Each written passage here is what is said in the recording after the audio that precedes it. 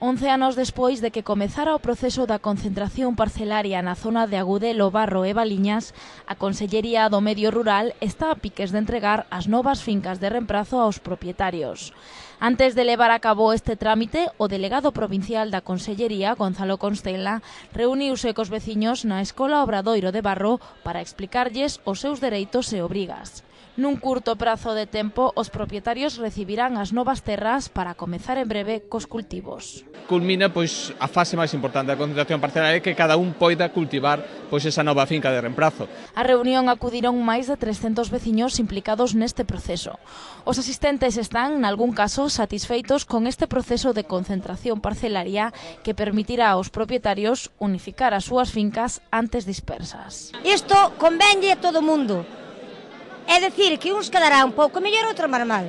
Pero isto que é legitimamente bo para todos. Outros non están de acordo cos terreos que lle adxudicaron no proceso de concentración parcelaria. Xeron aí que nunha finca que chaman a Carcabada que me daban 126 cuncas. E nós fomos por ali e miramos os marcos e non vemos as 126 cuncas.